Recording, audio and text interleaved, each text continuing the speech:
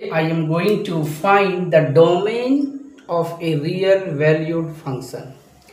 देखिए, डोमेन किसी फंक्शन का किसे कहते हैं हमने पिछले वीडियो में इसे बता दिया है। फिर से आप इसे समझ सकते हैं। जैसे देखिए हमने बताया था कि एफ ऑफ एक्स बराबर सपोज हमने किया एक्स स्क्वायर प्लस 1, ठीक है। तो आप x की जो वैल्यू को रखेंगे ना, आप x की वैल्यू क्या रखेंगे, रियल नंबर रखेंगे, 1 रखेंगे, 2 रखेंगे, 3 रखेंगे, डॉट डॉट बहुत सारे वैल्यूज को रखेंगे आप। तो इन नंबर्स की जो सेट होगी ना, उसी सेट को कहा जाता है इस फंक्शन का डोमेन, ठीक है। और एफ ऑफ एक्स की जो वैल्यू होगी, जैसे इस वैल्यू को आप यहाँ रख देंगे, तो इसी वैल्यू को जब यहाँ रखेंगे तो यहाँ भी रखना है, और 1 जोड़ करके जो वैल्यू आएगी वो वैल्यू होगी y, उसे आप कहेंगे रेंज। उन नंबर्स को लेकर के अगर आप सेट बनाएंगे तो उस सेट को क्या कहेंगे आप, रेंज, उस फंक्शन की रेंज, ठीक है। तो आज मैं वही चीज़ एक्सप्लेन करूँगा कि किसी फंक्शन का डोमेन कैसे कैलकुलेट किया जाता है, ठीक है। तो domain of a real valued function, the domain of a real valued function is defined as, ठीक है, ऐसे आप लिख सकते हैं, domain of a function f of x is defined, ठीक है, ठीक है।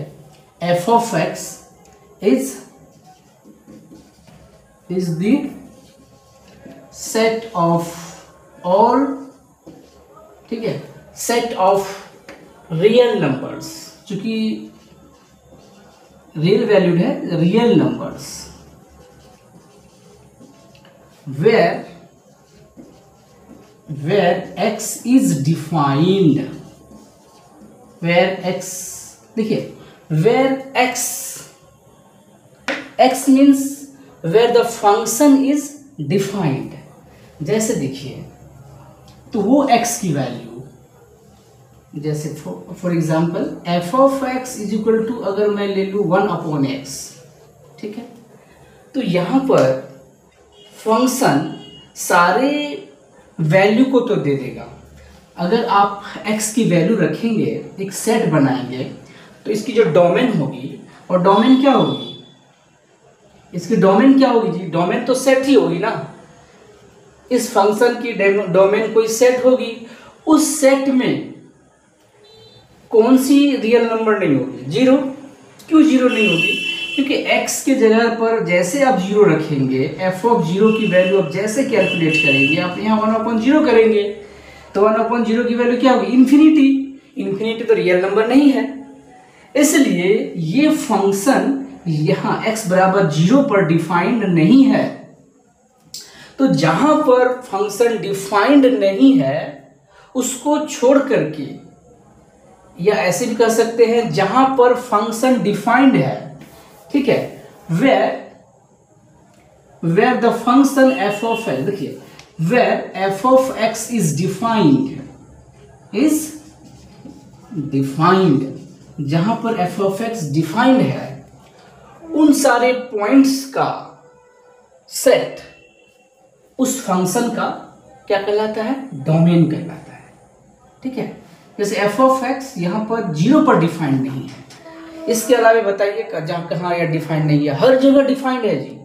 f of x सिर्फ 0 को छोड़ करके यहाँ ये हर जगह डिफाइंड है, तो इसका डोमेन क्या होना चाहिए, इसका डोमेन क्या होना चाहिए, तब डोमेन आप कैसे लिखेंगे इसका, सिर्फ 0 को छोड़ करके जितने भी नंबर्स हैं सारे रियल नंबर्स हो सकते हैं, सिर्फ 0 को छोड़ करके। तो आप उसको क्या लिस्टिंग कर सकते हैं, क्योंकि बहुत सारे नंबर्स हैं, इसलिए आप इसे लिखेंगे सेट बिल्डर फॉर्म में। आप कोशिश करेंगे कि डोमेन को किस में लिखें हम, सेट बिल्डर फॉर्म में। तो शॉर्ट में आप लिख देंगे कि ये R है, सारे रियल नंबर्स हैं, एक्सेप्ट जीरो, एक्सेप्ट जीरो, ठीक है, ये भी एक सेट है और ये भी रियल नंबर का सेट है। तो रियल नंबर के सेट में सिर्फ जीरो को हटा देना है, तो वो क्या कहलाएगी, इसकी डोमेन, क्योंकि ये फंक्शन हर रियल नंबर पर डिफाइंड है, हर रियल नंबर पर डिफाइंड है, सिर्फ जीरो को छोड़ करके।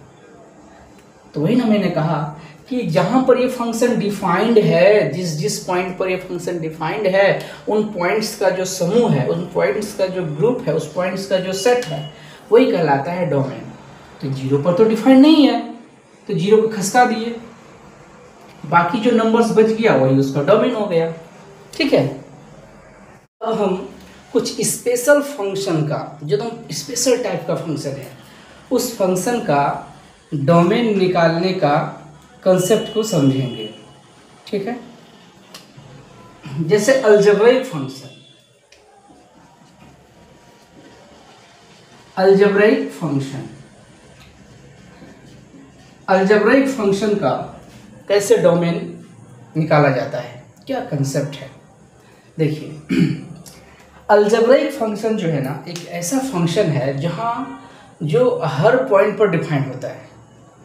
यहाँ पर जो अलजेब्रिक फंक्शन है, ऐसा कोई पॉइंट नहीं होता है जहाँ पर अलजेब्रिक फंक्शन डिफाइंड नहीं हो। अक्सर वो, मतलब मैक्सिमम देखा गया है कि वो हर जगह डिफाइंड होता है, लेकिन जब वो न्यूमरेटर और डिनोमिनेटर में हो, जब वो बटे के फॉर्म में हो, जैसे p of x upon q of x के फॉर्म में हो, तब यहाँ प्रॉब्लम होती है कि इस फंक्शन का डोमेन कैसे निकाला जाए।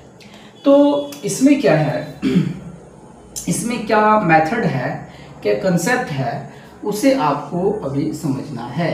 जैसे मान लिया कि p ऑफ x और q ऑफ x इस बटे के फॉर्म में है, तो ये बताइए कि यहाँ जो फंक्शन है ये f ऑफ x, ठीक है, ये f ऑफ x जो p of x upon q of x के बराबर है, तो यहाँ पर किस परिस्थिति में f ऑफ x डिफाइंड नहीं है, किस परिस्थिति में नहीं है। वो परिस्थिति है जब q ऑफ x जीरो नहीं हो, यानी q ऑफ x को हमें क्या करना है, जीरो के बराबर नहीं करना है, यानी q ऑफ x जीरो नहीं होनी चाहिए, ठीक है। बस इस कंडीशन को छोड़ करके f ऑफ x हर जगह क्या है, डिफाइंड है। अब और एक बात समझिए कि f ऑफ x सिर्फ अगर f ऑफ x क्या हो कि बटे के फॉर्म में नहीं हो, तब तो फिर f ऑफ x हर जगह डिफाइंड होती है, यानी उसका जो डोमेन होगा पूरा रियल नंबर। जैसे f ऑफ x बराबर, सपोज कि हमने ले लिया x स्क्वायर प्लस 1, ये तो हर जगह डिफाइंड है।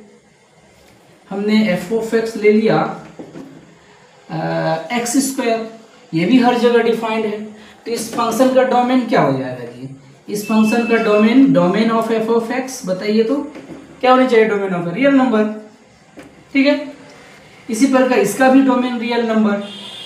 लेकिन अगर फंक्शन कुछ इस तरह से हो, f of x x square plus 1 divided by x minus 1, तब इसका डोमेन क्या हो जाएगा। तो यानी ये नीचे वाला जो वैल्यू है ये जीरो नहीं होनी चाहिए, ठीक है, ये वैल्यू जीरो नहीं होनी चाहिए, यानी ये फंक्शन तभी डिफाइंड होगी जब x माइनस 1 की वैल्यू जीरो के बराबर नहीं होगी। इट मीन्स इसका डोमेन निकालेंगे आप तो क्या हो जाएगा, x माइनस 1 ये जीरो के बराबर नहीं है, यानी x जीरो के बराबर नहीं है, यानी x 1 के बराबर नहीं है। सिर्फ 1 को छोड़ करके ये फंक्शन हर पॉइंट पर डिफाइंड है। तो इसके डोमेन क्या होगी, इस फंक्शन की डोमेन रियल नंबर तो है, लेकिन इस रियल नंबर के सेट में किसको माइनस कर देना है, बस 1 को माइनस कर देना है। देखिए डोमेन हो गई। अगर ये बटे के फॉर्म में नहीं है, ठीक है, अगर डिनोमिनेटर 1 है, ठीक है, तब तो फिर ये फंक्शन हर जगह डिफाइन होती है अलजेब्रिक फंक्शन। अलजेब्रिक फंक्शन में ज़्यादा प्रॉब्लम नहीं है, ठीक है। और एक सिचुएशन है जहाँ पर अलजेब्रिक फंक्शन डिफाइंड नहीं होता है। वो सिचुएशन क्या है कि जब अलजेब्रिक फंक्शन स्क्वायर रूट के अंदर होता है,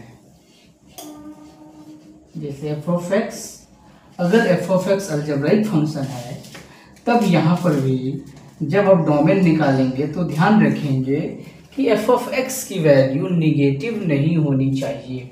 क्यों? इसलिए नहीं होनी चाहिए क्योंकि स्क्वायर रूट के अंदर अगर निगेटिव वैल्यू होती है तो वो इमेजिनरी नंबर कहलाती है। ठीक है, क्योंकि हमारी जो फंक्शन है वो रियल वैल्यूड फंक्शन है, इसलिए इस फंक्शन की वैल्यू क्या होनी चाहिए? नेगेटिव नहीं होनी चाहिए, अदरवाइज ये फंक्शन क्या हो जाएगी? Under root f of x undefined हो जाएगी। तो हमें एफ ऑफ एक्स के उन वैल्यूज को एक्सक्लूड कर देनी है, यानी एक्स के एफ ऑफ एक्स, ठीक है, एक्स के उन वैल्यूज को हमें हटा देनी है, कंसीडर नहीं करनी है, जहां पर एफ ऑफ एक्स का मान क्या है? नेगेटिव है। ठीक है, तो उन वैल्यूज को हमें हटाना है। ठीक है, यानी एफ ऑफ एक्स को हमेशा क्या होनी चाहिए? ग्रेटर देन इक्वल टू यहां पर 0 होनी चाहिए। ठीक है, या फिर स्क्वायर रूट या फिर फोर्थ रूट भी हो, तब भी आपको ऐसा ही रिस्ट्रिक्शन लगानी है कि एफ ऑफ एक्स का मान हमेशा क्या होनी चाहिए? पॉजिटिव होनी चाहिए। ठीक है, तभी हमें डोमेन क्या होगी इस फंक्शन की मिलेंगी। यानी ये फंक्शन जिन पॉइंट्स पर डिफाइंड है वो पॉइंट्स क्या है? जहां पर ये फंक्शन पॉजिटिव है। ठीक है, उसके क्रॉसपोंडिंग जितने भी पॉइंट्स होंगे सारे पॉइंट्स का सेट इनका डोमेन होगी। 6th रूट भी अगर हो तब भी यही कंडीशन आपको लगानी है कि ये फंक्शन क्या होनी चाहिए? ऑलवेज पॉजिटिव होनी चाहिए, तभी हम डोमेन फाइंड कर सकते हैं। ठीक है, तो पॉजिटिव मान के लिए, यानी ये जो पॉजिटिव वैल्यू होगी, तो जिन जिन पॉइंट्स पर पॉजिटिव वैल्यू होगी वही पॉइंट्स क्या कहलाएगा? इस फंक्शन का डोमेन कहलाएगा। ठीक है, तो आपको इस कंडीशन पर भी ध्यान रखनी है। चलिए क्वेश्चंस को देखते हैं। F of x is equal to under root x square minus 8। तो एफ ऑफ एक्स ये फंक्शन है root under x square minus 8। चलिए स्क्वायर रूट में कर देता हूँ, स्क्वायर रूट है ये। अब हमें इस फंक्शन की डोमेन निकालनी है, तो इसके लिए हमने बताया कि अगर ये फंक्शन स्क्वायर रूट के अंदर है, वेरिएबल्स अगर स्क्वायर रूट के अंदर है, तो इस वैल्यू को जो रूट के अंदर है, इस वैल्यू को क्या होनी चाहिए? ऑलवेज पॉजिटिव होनी चाहिए। ठीक है, तो इसके लिए हमने इसे क्या कर दिया? कंडीशन लगा दिया। क्योंकि एक्स स्क्वायर माइनस, पहले से देखिए कि अब जो डोमेन जो होती है, तो एक्स का जो वैल्यू आप रखेंगे यहाँ पर, जैसे कि एफ ऑफ 1 रखेंगे, एफ ऑफ 2 रखेंगे, एफ ऑफ 1.1 रखेंगे, एफ ऑफ 1.2, इस तरह से कितने वैल्यूज को रखेंगे आप, और सारे वैल्यूज के क्रॉसपोंडिंग जो वैल्यू होगी वो हो जाएगी उसकी क्या? वैल्यू। और जिस पॉइंट पर आप निकाल रहे हैं वो पॉइंट क्या कहलाएगी? इसकी डोमेन। तो डोमेन यहाँ पर 1 क्या हो सकता है? क्या देखिए, तो 1 स्क्वायर 1 माइनस 8, याद रहा रूट अंडर माइनस 7। मैंने क्या बोला था? निगेटिव नहीं होनी चाहिए। तो इसका मतलब है कि एफ ऑफ 1 पर ये डिफाइंड नहीं है, तो x बराबर आपको 1 तो नहीं लेना पड़ेगा, यानी 1 को हटाना है। इसी तरह से 1.1 को हटाना है, 1.2, जैसे बहुत सारे पॉइंट्स हैं। तो आप कंडीशन लगा करके उन सारे पॉइंट्स को आप हटा सकते हैं। ठीक है, तो ये f of x is defined, f of x is defined if x square minus 8 is greater than equal to 0, तभी क्या होगी? इसकी वैल्यू हमें रियल मिलेगी। अब इससे सॉल्व करेंगे आप, ये इनइक्वलिटी है, ये इनइक्वलिटी क्वेश्चन हो गई। अब इसे सॉल्व करेंगे आप। This imply x square is greater than equal to 8, this imply से आप मॉड एक्स लिख सकते हैं। ठीक है, mod x is greater than 2√2। ठीक, अब देखिए mod x is greater than 2√2 है। अब इसे कैसे सॉल्व करेंगे? इसे कैसे सॉल्व करेंगे? या फिर अब इसे लिख सकते हैं x is greater than equal two plus minus 2√2। Plus minus 2√2। तो अब देखिए यहाँ पर x इंटरवल में आ रहा है ना, इनइक्वलिटी है ये, एक इंटरवल में आ रहा है। तो इसे अब कैसे किस प्रकार से इस इंटरवल को आप लिखेंगे, इसके लिए आपको क्या करना है कि चूंकि यहाँ पर 2 पॉइंट्स हैं +√2 और -√2, तो +√2 और -√2 को -∞ और +∞ के बीच प्लॉट करेंगे। सबसे पहले this is -2√2 and this is +2√2। किसी एक इंटरवल में से आप चेक करेंगे, जैसे सपोज अपने -4 यहाँ है कहीं, -∞ और -2√2 के बीच -4 कहीं ना कहीं है। अब जब इस वैल्यू को आप यहाँ पर रखेंगे, इस इनइक्वलिटी में जब रखेंगे, तो देखिए तो ये सेटिस्फाइड हो रहा है क्या, 4 4 चौके 16 और -8, हाँ पॉजिटिव आ रहा है, ये तो सेटिस्फाइड कर रहा है। यानी -∞ और -2√2 के बीच इसकी वैल्यू क्या होगी, पॉजिटिव। अब अल्टरनेट चलेंगे, माइनस और फिर ये प्लस। तो जिस इंटरवल में पॉजिटिव है वही क्या होगी, सॉल्यूशन होगी। ठीक है, इस इक्वेशन की, इस इनइक्वलिटी की सॉल्यूशन क्या होगी, जिस इंटरवल में पॉजिटिव साइन है। इसका मतलब है कि x ग्रेटर देन, देखिए x क्या है, x की वैल्यू यहाँ -2√2 से लेकर के -∞ के बीच है। तो अब इसे कैसे लिखेंगे, x is less than equal to -2√2 और x is greater than equal to, देखिए यहाँ भी पॉजिटिव है 2√2। ठीक है, इट मीन्स इन जनरल आप एक फॉर्मूला बना सकते हैं, इन जनरल आप एक फॉर्मूला बना सकते हैं। क्या फॉर्मूला बना सकते हैं कि अगर mod x ग्रेटर देन, ठीक है, ग्रेटर देन और इक्वल टू, ठीक है, या फिर greater than only, greater than a, अगर mod x a से बड़ा है तो इट मीन्स x क्या हो जाएगी, x is less then -a और x is greater then +a, ये इसकी सॉल्यूशन होगी। और एक देखिए, और एक कंसेप्ट है कि अगर mod x is less then a हो तब क्या करेंगे, तब इसकी बीच की इंटरवल होगी, तब x is greater then -a और लेस देन a। आप इस इनइक्वलिटी को याद रखेंगे, जब भी mod x से रिलेटेड क्वेश्चन होगी आप ऐसे ही सॉल्व करेंगे। अगर mod x less than a है तो x की वैल्यू क्या होगी, -a से ज़्यादा और a से कम। mod x greater than a है तो x is less then -a और x इज ग्रेटर देन